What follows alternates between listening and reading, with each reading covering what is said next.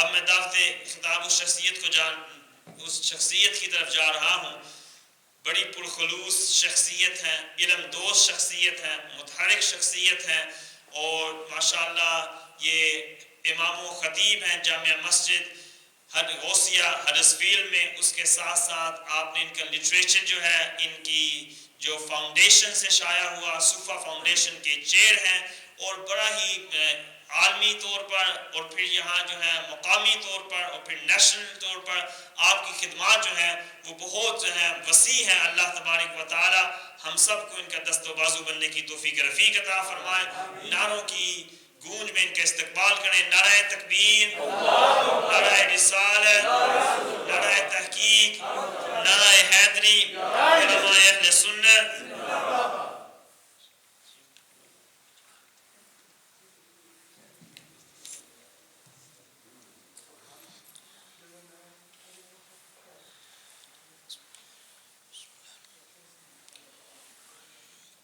الحمدللہ رب العالمین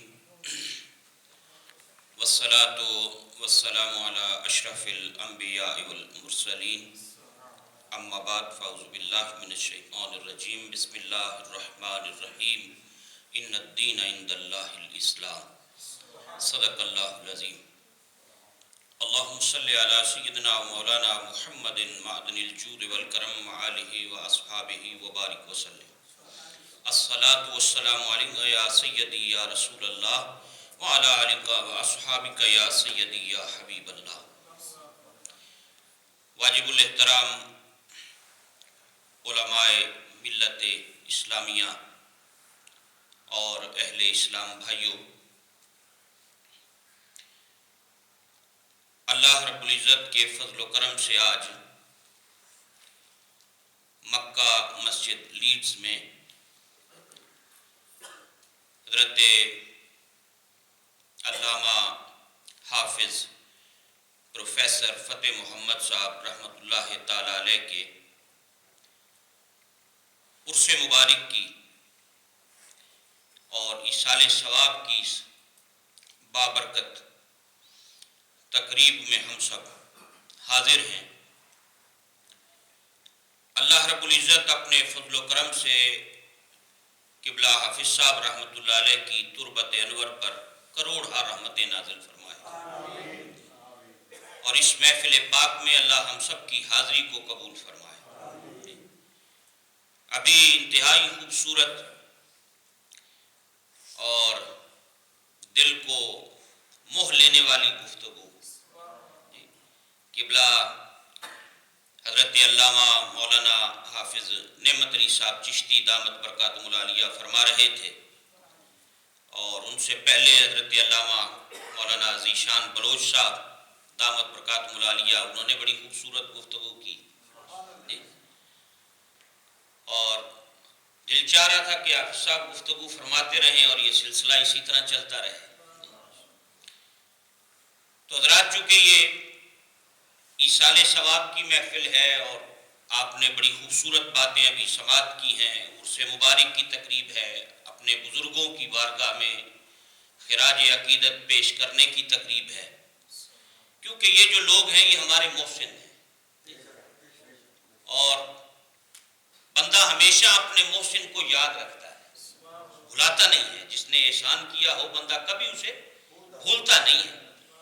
آپ دیکھ لیں کہ اس دنیا کے اندر کسی مشکل گھڑی میں کوئی بندہ کام آیا ہو تو بندہ ساری زندگی اسے یاد رکھتا ہے کہ فلاں مشکل ٹائم میں اس شخص نے میری مالی مدد کی تھی، یہ شخص فلاں جگہ میرے ساتھ چل کر گیا تھا، اس مکان کے لینے میں اس بندے نے میرے ساتھ رول ادا کیا تھا، تعاون کیا تھا، فلاں وقت مجھے قرضے کی ضرورت تھی، یہ مشکل گھڑی میں میرے کام آیا تھا. تو اس دنیا کی وہ 2.5 منٹ کی زندگی جو حضرت فرما رہے تھے، آخرت کے مقابلے میں وہ 2.5 منٹ میں اگر کوئی تھوڑی دیر کے لیے کام آیا ہو تو بندہ بھولتا نہیں ہے. تو انہیں کیسے بھلا سکتا ہے جنہوں نے ہاتھ پکڑ کے مسجد کے مصلی پہ سجدہ کرنا سکھایا، جنہوں نے مسجد میں بٹھا کر قرآن پڑھنا سکھایا ہو، جس نے اللہ کے گھر میں رسول کریم علیہ السلام کے دین کی تعلیم دی ہو، جس نے جہنم کے راستے سے ہٹا کر کسی کو خدا کے راستے پہ چلایا ہو، اسے انسان کیسے بھول سکتا ہے؟ اسی لیے ہم اپنے بزرگوں کو یاد رکھتے ہیں، انہیں خراج عقیدت پیش کرتے ہیں، ان کی خدمات کا تذکرہ کرتے ہیں، ان کا ذکر خیر کرتے ہیں، ان کو یاد رکھتے ہیں۔ کیوں کہ انہوں نے ساری زندگی مخلوق خدا کو رب کی محبت کا سبق پڑھایا ہوتا ہے، اللہ اور اس کے رسول صلی اللہ علیہ وسلم کی محبت کا جام انہوں نے پلایا ہوتا ہے، اللہ اکبر۔ تو حضرات یہ آج کی جو بابرکت تقریب ہے یہ اس حوالے سے ہے، اور الحمدللہ بھی آپ علماء سے سن رہے تھے، حضرت مولانا شبیر سیالوی صاحب بھی تشریف لے آئے، اور ابھی پہلے سب حضرات یہ گفتگو فرما رہے تھے کہ قبلہ حافظ صاحب رحمۃ اللہ تعالی علیہ جس بھی بندے سے ان کا ذکر سنا سب نے ان کو اچھے کلمات سے یاد کیا، ہر بندے نے تعریف کی۔ دیکھیں جی خدا کا گھر انہوں نے تعمیر کیا، یہاں بچوں کو قرآن پڑھایا، مخلوق خدا کی رہنمائی کا فریضہ سر انجام دیا۔ تو اتنے لوگ کسی کے بارے میں اچھا ہونے کی جب گواہی دیتے ہیں، اور یہی کرائیٹیریا اور یہی معیار رسول اللہ علیہ السلام نے اپنی امت کو بتایا۔ دیکھیں نا، اب ہم میں سے ہر بندہ یہ چاہتا ہے بھی مجھے پتہ لگے کہ میرا خدا کے ہاں کیا مقام ہے، ہر بندہ یہ چاہتا ہے، یہ جانچنے کے لیے، پرکھنے کے لیے، یہ دیکھنے کے لیے کہ میرا خدا کے ہاں کیا مقام ہے، اس کے لیے ایک پیمانہ، ایک طریقہ رسول کریم علیہ السلام نے اپنی امت کو بتایا۔ پتہ کیا ہے؟ میرے آقا کریم علیہ السلام نے فرمایا اگر تم میں سے کوئی شخص یہ دیکھنا چاہے کہ میرا خدا کے ہاں کیا مقام اور مرتبہ ہے تو پھر وہ یہ دیکھے کہ مخلوق خدا اس کے بارے میں کیا کہتی ہے، اللہ کے بندے اس کے بارے میں کیا کہتے ہیں، اللہ کے بندوں کا نظریہ کیا ہے اس کے بارے میں، اس کے بارے میں کیا کہتے ہیں۔ اگر وہ کہتے ہیں کہ یہ اچھا ہے تو پھر وہ خدا کے ہاں اچھا ہے۔ حضرات یہاں ہر شخص لیز کا رہنے والا، اس محلے کا رہنے والا، اس آبادی کا رہنے والا، وہ ان کو اچھے لفظوں سے آج یاد کر رہا ہے۔ میرے آقا کریم علیہ السلام ایک مرتبہ تشریف فرماتے، سامنے سے جنازہ گزرا، اس جنازے کو دیکھ کر لوگوں نے اس کی تعریف کی، اسے اچھا کہا۔ جتنے لوگ مجلس میں موجود تھے ہر شخص کی زبان پر یک لفظ اس کی تعریف آئی۔ وہ جنازہ دیکھ کر کسی نے وہ بڑا ہی چنگا سی، وہ دوسرا بولا یہ اخلاق بڑے اچھے سے، تیسرا بولا اس کا کردار بڑا خوبصورت تھا، ایک طرف سے آواز آئی اس کی زبان بڑی میٹھی تھی۔ لوگوں نے تعریفیں کرنی شروع کر دی۔ امام الانبیاء علیہ السلام نے جب یہ بات سنی تو 3 مرتبہ فرمایا وجبت وجبت وجبت، وہ واجب ہو گئی، واجب ہو گئی، واجب ہو گئی۔ پوچھا یا رسول اللہ صلی اللہ علیہ وسلم ہمارے ماں باپ آپ پر قربان کیا چیز واجب ہو گئی؟ فرمایا جنت واجب ہو گئی، فرمایا جنت واجب ہو گئی۔ اور میرے آقا نے فرمایا ہو تم زمین پر گواہ ہو اللہ کے، اے میرے کلمہ پڑھنے والوں تم زمین پر گواہ ہو خدا کے، جب تم کسی کے اچھے ہونے کی گواہی دیتے ہو تو رب اس کے حق میں جنت کو واجب کر دیتا ہے، رب اس کے حق میں جنت کو واجب کر دیتا ہے، اللہ جنت کو اس کے حق میں واجب کر دیتا ہے۔ اور پھر اسی طرح ایک مرتبہ ایک اور کسی کا جنازہ گزرا، لوگوں نے دیکھتے ہی اس کے بارے میں اس کے برعکس گفتگو کرنی شروع کی۔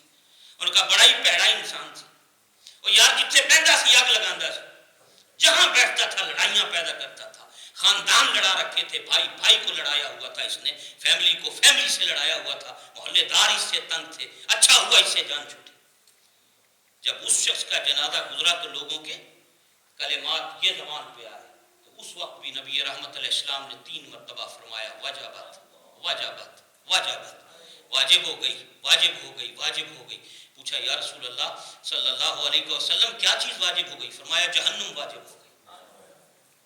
فرمایا جس کے اچھے ہونے کی گواہی دیتے ہو رب جنت واجب کر دیتا ہے، جس کے برے ہونے کی بات کرتے ہو جہنم واجب ہو جاتی ہے۔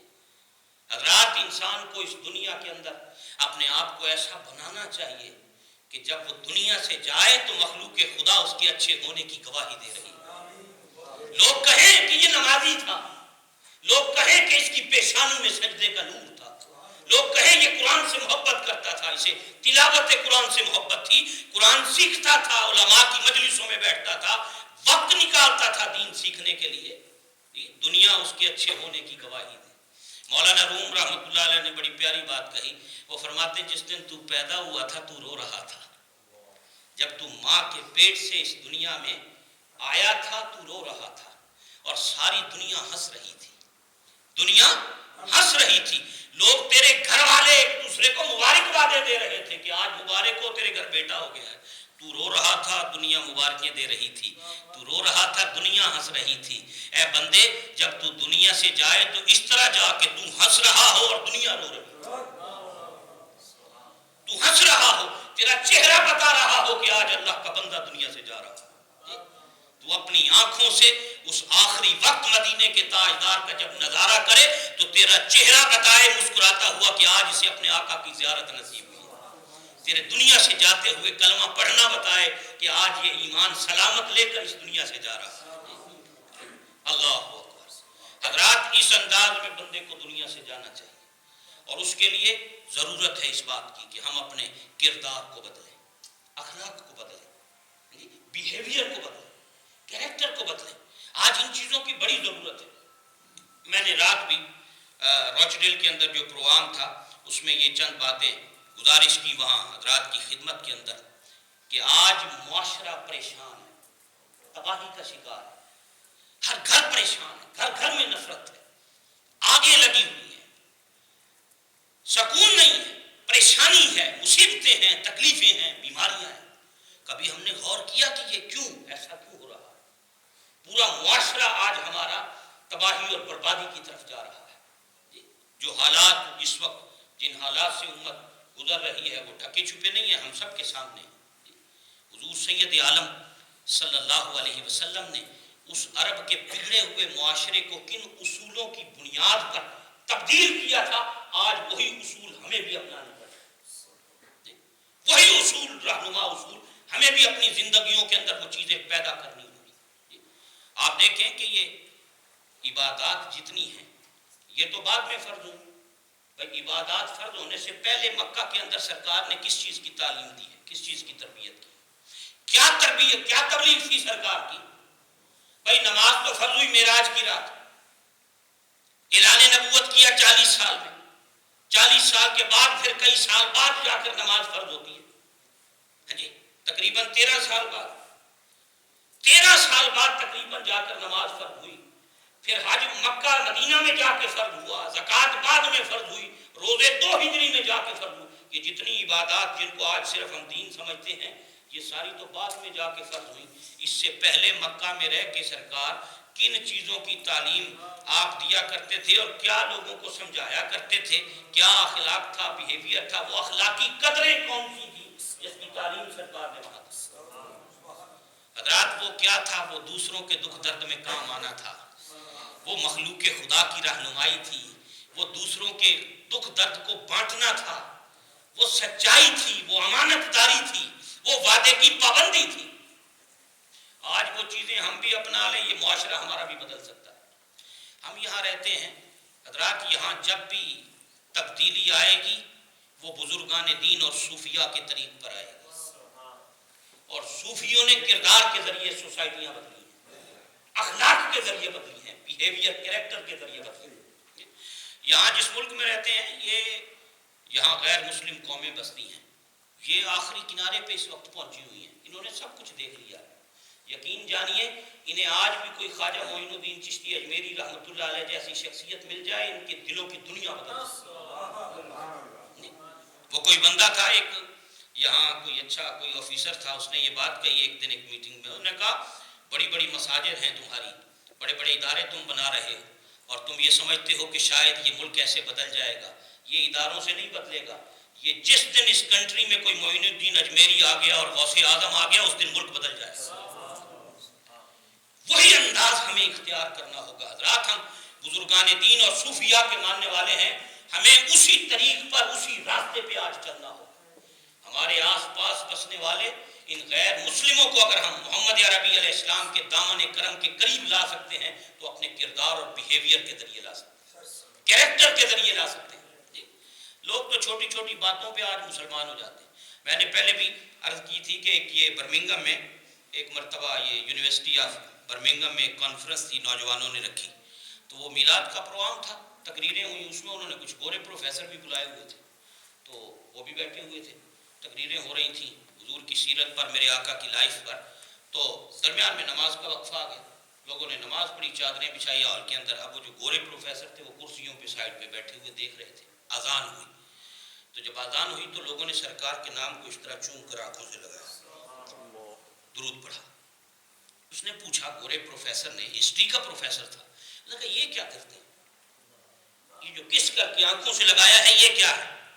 ان کا یہ اپنے نبی کے نام کو محبت میں، لو میں یہ چومتے ہیں، رسپیکٹ کرتے ہیں اور اپنی آنکھوں سے لگاتے ہیں. یہ اس نے منظر دیکھا. اور جب اس نے سپیچ کی اس گورے ہسٹری کے پروفیسر نے، تو اس نے یہ بات مینشن کی کہ مجھے آج کتنے سال ہو گئے یہاں ہسٹری پڑھاتے ہوئے، میں نے آج تک ایسی قوم نہیں دیکھی کہ جو اپنے نبی کے نام کو بھی چومتی. کہ پہلی دفعہ ایسے لوگ دیکھے ہیں کہ جو اپنے پیشوا کے نام کو بھی محبت سے چومتے ہیں، تعظیم سے چومتے ہیں. بات آئی گئی ہوئی، کانفرنس ختم ہو گئی. سال گزرا، 1 سال بعد وہ بندہ ملا قاری عبد المجید صاحب کو لندن میں ایک پروگرام کے اندر. تو وہ مسلمان ہو چکا تھا سال.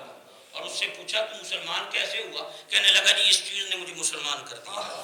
اس نے ایسے ہی کہا، جب مسلمان کیسے ہوا؟ اس نے کہا اس چیز کو دیکھ کے مسلمان ہو گیا. اس نے کہا کیوں، کیسے؟ انہوں نے کہا جب میں نے تمہارے نبی کے نام کو چومتا ہوا تمہیں دیکھا تھا تو میرے دل میں شوق پیدا ہوا کہ یار اس کی زندگی پڑھ کر تو دیکھ، اول سے آخر تک کہ ہے کیسی. میں نے اول سے آخر تک پورا سال تمہارے نبی کی زندگی کو پڑھا، میرے دل نے گواہی دی کائنات میں اس سے بڑھ کر سچا انسان کوئی نہیں. حضرات، اگر ایک نام چون کر بندہ دیکھتے ہوئے کسی کو مسلمان ہو سکتا ہے تو جس کا پورا کردار محمد عربی علیہ السلام کے کردار میں اور اس رنگ میں ڈھلا ہوا ہوگا، رنگا ہوا ہوگا، تو اس کے بیہیویئر اور کریکٹر سے بھی تو دنیا اسلام کے کس طرح قریب آ سکتی ہے، قریب آ سکتی ہے. حضرات، یہ فانی زندگی ہے. ابھی آپ حافظ صاحب سے سن رہے تھے کہ آخرت کے مقابلے میں 2.5 منٹ بنتے ہیں، وہ 50,000 سال کا ایک دن، اور یہاں کی زندگی کو اگر موازنہ کریں گے تو 2.5 منٹ بنتے ہیں. اور اس 2.5 منٹ کے لیے انسان کیا کچھ نہیں کرتا جی، کیا کچھ نہیں کرتا جی. جیوندے کی جانن سار مویاں دی، اے جیوندے کی جانن سار مویاں دی، اے او جانے جو مردہ ہو. قبراں دے وچ ان نہ پانی، اتھے خرچ لڑیندا گھردا ہو. ایک وچھوڑا ماں پیو بھائیاں تے دوجا عذاب قبردا ہو. پر واہ نصیب انہاں دے باہو جڑا وچ حیاتی مردا. فرمایا خوش قسمت ہے جو زندہ رہتے ہوئے اپنے آپ کو مار لیتا ہے. اسے صوفیاء کہتے ہیں موتو قبل ان تموتو، مرنے سے پہلے مر جاؤ. وہ یہی ہے مرنے سے پہلے مرنا، کہ اس زندگی کے اندر اس جسم پر اپنی نفس کی مرضی کو نافذ نہ کر، خواہشات نفس کے پہرے نہ بٹھا، بلکہ سر کے بالوں سے پاؤں کے ناخنوں تک اس اپنے جسم پر اللہ اور اس کے رسول کی مرضی کے پہرے بٹھا لے. یہی مرنے سے پہلے مرنا، یہی مرنے سے پہلے مرنا. حضرات، زندگی موت کا سلسلہ ہے، یہ چل رہا ہے. کتنے لوگ ہیں جو آئے ہیں یہاں، کتنے یہاں سے چلے گئے. ہر روز کوئی آ رہا ہے، کوئی جا رہا ہے، آ رہا ہے، جا رہا ہے. انسان اپنے آپ کو ایسا بنا کر جائے کہ اگلے جہان میں جب جائے تو اسے شرمندگی نہ. اب رہنا تو وہیں ہے، ہمیشہ ہمیشہ وہیں پر رہنا ہے جی. اور اس مقام اور اس جنت میں جہاں ہمیشہ کے لیے رہنا ہے، جس کی ابھی ذکر کر رہے تھے حضرت علامہ حافظ نعمت علی چشتی صاحب. میں آخر میں ایک حدیث پاک کی کچھ باتیں عرض کر کے گفتگو ختم کر دیتا ہوں. حضرت عبادہ بن صامت رضی اللہ تعالیٰ عنہ اس کے راوی ہیں، جلیل القدر صحابی ہیں یہ سرکار کے. میرے آقا کریم علیہ السلام کے بڑے پیارے یہ صحابی، سب سے پہلے فلسطین کے حاکم. مسجد اقصیٰ کے باہری ساتھ ان کی قبر انور آج بھی موجود ہے. آپ کی زوجہ حضرت حرام رضی اللہ تعالیٰ، آپ کی قبر سائپرس میں ہے. یہ یورپ کے اندر واحد صحابیہ کی قبر ہے. سائپرس کا جو ایئرپورٹ ہے، اس ایئرپورٹ سے 1 میل کے فاصلے پر وہ قبر ہے، اور بڑی مشہور قبر ہے. حافظ ابن کثیر نے البدایہ والنہایہ میں اس قبر کے بارے میں لکھا کہ وہ قبر اتنی بابرکت ہے کہ اپنے تو اپنے وہاں کے غیر مسلم بھی یہ عقیدہ رکھتے ہیں کہ اگر کبھی علاقے میں بارش نہ ہو تو اس مائی کی قبر پہ کھڑے ہو کر رب سے سوال کرو تو اللہ خالی نہیں لوٹا. اس مائی کی قبر پر یہ برکت والی وہ مقام اور وہ جگہ ہے. حافظ ابن کثیر نے لکھا کہ اگر بارش نہ ہو تو علاقے کے لوگ ان کی قبر پہ آ کے اللہ سے سوال کرتے ہیں، ان کا وسیلہ پیش کرتے ہیں، رب بارش عطا کرتا ہے.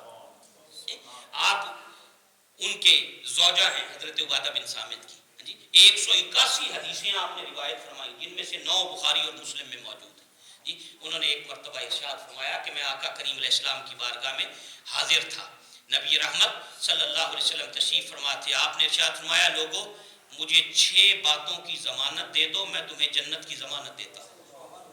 یہ رسول اللہ علیہ السلام نے ارشاد فرمایا۔ جی حضرات جنت آج تو ہمارے ہاں شعر و شاعری کے اندر مذاق اڑایا جاتا ہے جنت کی کرنی لے کے تو جنت دی سانو لوڑ کوئی نہیں، ایسی ایسی شاعری آ جا گئی۔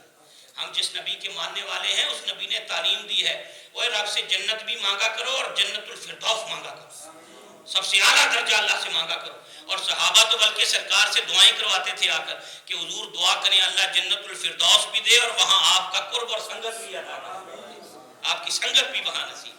تو حضرت عبادہ بن صامت کہتے ہیں نبی رحمت علیہ السلام نے فرمایا 6 چیزوں کی ضمانت دے دو میں تمہیں جنت کی ضمانت دیتا ہوں۔ جی ان میں پہلی بات کیا تھی؟ میرے آقا نے فرمایا جب بھی بات کرو سچی بات کرو اور جھوٹ نہ بولنا، بات سچی کرنا۔ اس بات کی مجھے ضمانت دے دو کہ اپنی زبان کا مس یوز نہیں کرو گے، اس کا غلط استعمال نہیں کرو گے، مجھے اس زبان کی گارنٹی دے دو گالی گلوچ نہیں کرے گی، بے حیائی کی بات نہیں کرے گی، جھوٹ نہیں بولے گی، چغلی نہیں کرے گی، غیبت نہیں کرے گی، اپنی اس زبان کی ضمانت مجھے دے دو میں تمہیں جنت کی ضمانت دیتا ہوں۔ دوسری بات میرے آقا کریم علیہ السلام نے ارشاد فرمایا جب وعدہ کرو وعدہ پورا کرو، وعدہ پورا کرو، وعدہ خلافی نہ کرنا، رب سے کیے ہوئے وعدے کو بھی پورا رکھنا، مجھ سے کیے ہوئے وعدوں کو بھی پورا کرنا اور مخلوق خدا سے کیے ہوئے وعدوں کو بھی پورا کرنا۔ جب بھی وعدہ کرنا پورا کرنا، نبھانا اسے، امانت میں خیانت نہ کرنا، جو امانت تمہارے پاس رکھی جائے خیانت نہ کرنا۔ اور امانت کا مفہوم بڑا وسیع ہے، صوفیاء کہتے ہیں یہ سانس بھی امانت ہے، یہ سانس جو آ جا رہے ہیں یہ نہیں کسی پیسے دیتے رکھ لیتے واپس دیتے تھے امانت ہو گئی، وہ کہتے ہیں یہ سانس بھی امانت ہے، جو دم غافل سو دم کافر، جو دم غافل سو دم کافر، سانو مرشد اے پڑھایا ہو۔ وہ کہتے ہیں اس کی بھی حفاظت کرو، سانسوں کی بھی حفاظت کرو، یہ بھی اللہ کی امانت ہے تمہارے پاس۔ اگلی بات ارشاد فرمائی چوتھی، فرمایا اپنی شرم گاہوں کی حفاظت کرو، اس بات کی ضمانت دے دو کہ اپنی شرم گاہوں کا مس یوز نہیں کرو گے میں تمہیں جنت کی ضمانت دیتا ہوں۔ میرے آقا نے اگلی بات ارشاد فرمائی اپنی نگاہوں کو نیچا رکھو، شرم و حیا پیدا کرو، ان نگاہوں کا مس یوز نہ کرو، ان نگاہوں سے جہاں دیکھنے کا حکم اللہ نے دیا ہے صرف اس کو دیکھو، جن چیزوں کو دیکھنا رب نے تمہارے لیے حرام کر دیا ہے ان سے اپنی نگاہوں کو بچا کے رکھو، اپنی نگاہوں کو نیچا رکھو، شرم و حیا کا پیکر بن کے چلو۔ جی فرمایا اس بات کی ضمانت دے دو۔ اگلی بات میرے آقا کریم علیہ السلام نے ارشاد فرمائی اپنے ہاتھوں کو ظلم سے محفوظ رکھو، وہ اس سے کسی پہ ظلم نہ کرنا، زیادتی نہ کرنا، نقصان نہ دینا کسی کو۔ وہ یہ 6 باتیں پکی کر لو، مجھے ضمانت دے دو کہ ان کو پورا کرو گے میں کائنات کا والی تمہیں جنت کی ضمانت دیتا ہوں، جنت کی ضمانت دیتا ہوں تمہیں۔ جی حضرات ان ملکوں میں ہم رہتے ہیں یہاں پھونک پھونک کر قدم اٹھانے کی ضرورت ہے، اسلام و فوبیا آج بڑھ رہا ہے، جی نوجوان نسل آج دین سے دور ہو رہی ہے، دور حاضر کے خوارج دین کے نام پر، جہاد کے نام پر، خلافت کے نام پہ امت کے جوانوں کو آج گمراہ کر رہے ہیں۔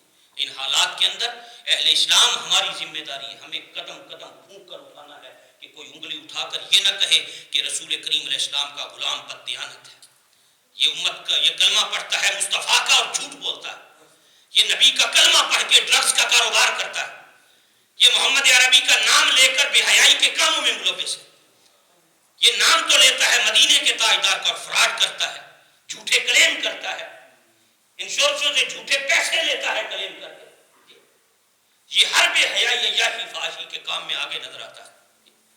حضرات ہم اسلام کے سفیر ہیں ان ملکوں کے اندر، ہمیں تو قدم قدم آج پھونک پھونک کر اٹھانے کی ضرورت ہے اور آگے بڑھنے کی ضرورت ہے۔ ان غیر مسلموں کے ساتھ جو ہمارے پاس رہتے ہیں ان سے تعلقات اچھے بنائیے، ان کے ساتھ تعلقات اچھے بنائیے، ان کے ساتھ اخلاق کا مظاہرہ کیجئے تاکہ ان کے دلوں میں بھی اسلام کی محبت پیدا ہو آپ کے کردار اخلاق کو دیکھ کر۔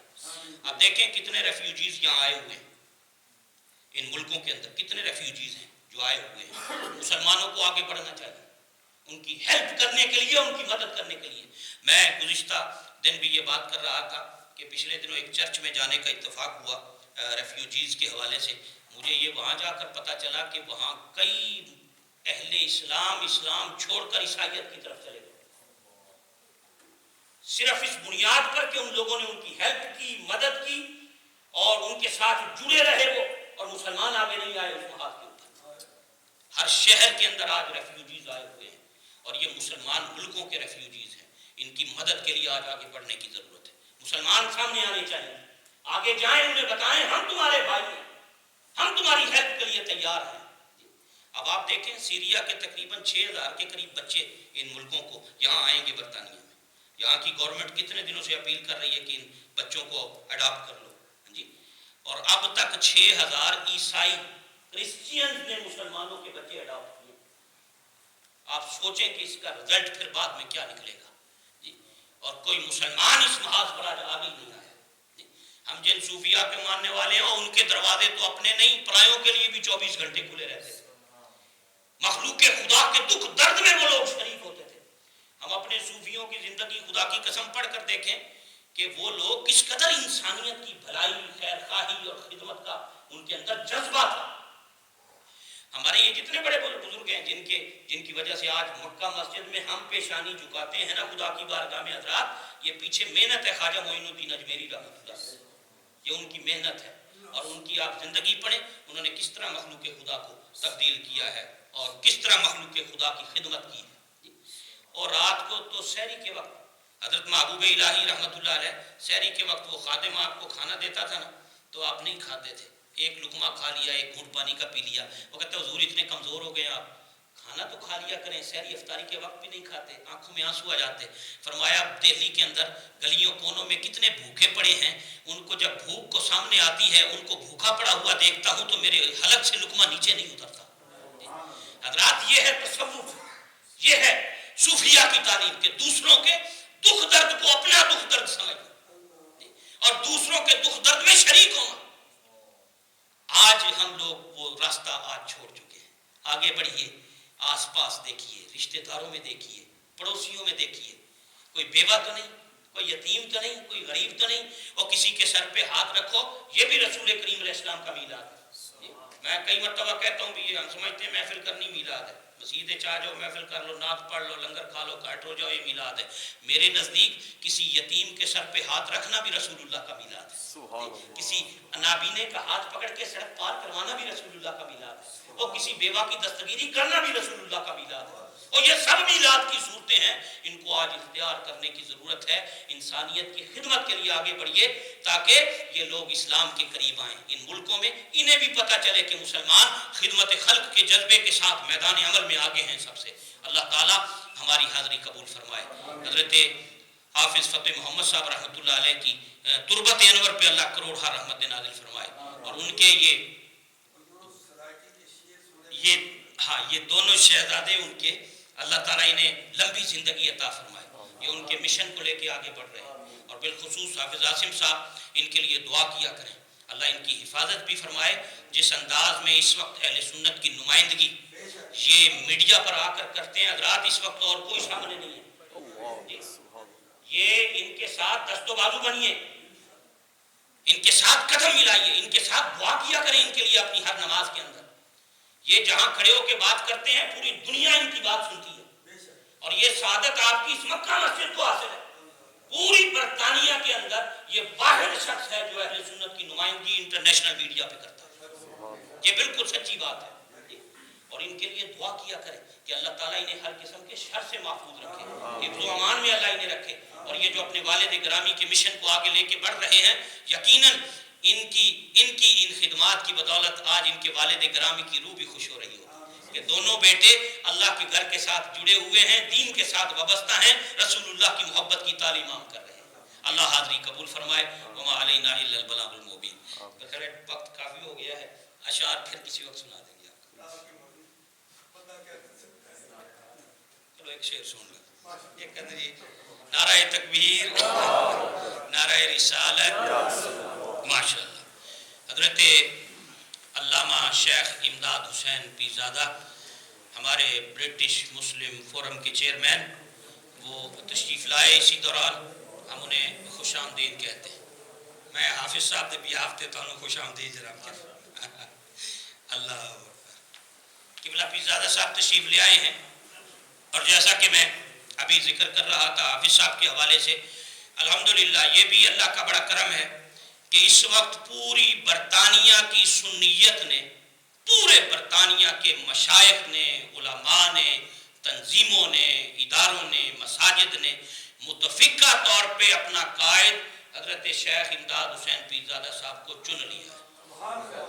برٹش مسلم فورم کی چیئرمین شپ ان کو دی ہے کہ آپ اس محاذ پر اہل سنت کی نمائندگی کا فریضہ سر انجام دیں۔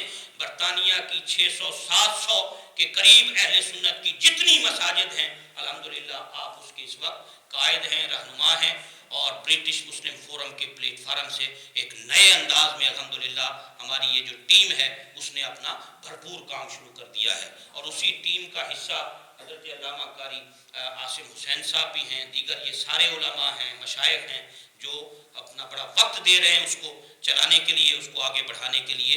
تو اللہ تعالیٰ قبلہ پیرزادہ صاحب کی ان خدمات کو قبول و منظور فرمائے۔ میں بھی انہاں دا خادم ہوں، انہاں دے نال ٹرتا پھرتا رہنا، ہاں جی، تو انشاءاللہ وہ کہتے ہیں وَكُونُوا مَعَ الصَّادِقِينَ، سچوں کے ساتھ ہو جاؤ۔ امید ہے کہ ان سچوں کے ساتھ اللہ ہمارا بھی بیڑا پار کر دے گا۔ یہ بڑے لوگ ہیں، بزرگ ہیں ہمارے، الحمدللہ ان کی بڑی خدمات ہیں، اللہ تعالیٰ قبول فرمائے۔ محبت سے ایک مرتبہ درود پاک پڑھ لیں۔ صلی اللہ علیہ یا رسول اللہ وسلم علیہ یا حبیب اللہ۔ یہ حضرت مولانا عبدالحق ظفر چشتی، مولانا عبدالحق ظفر چشتی رحمۃ اللہ علیہ وصال فرما گئے، لاہور کے ہمارے بڑے اچھے رائٹر تھے۔ ان کی نعت انہوں نے لکھی خواجہ محمد یار فریدی رحمۃ اللہ علیہ کی انداز پر۔ محمد محمد اکھیں دے گزر گئی، محمد محمد اکھیں دے گزر گئی، لباں دے بنیرے چومیں دے گزر گئی، محمد محمد کدی تے میرے گھر بھی آقا جی آؤ، کدی تے میرے گھر بھی آقا جی آؤ، عمر ساری کلی سجے دے گزر گئی، عمر ساری کلی سجے دے گزر گئی، تے میں مالا بھی توڑی وظیفے بھی بھلی، میں مالا بھی توڑی وظیفے بھی بھلی، بس تیرا ذکر ماہی کریں دے گزر گئی، تیرا ذکر ماہی کریں دے گزر گئی، محمد محمد اکھیں دے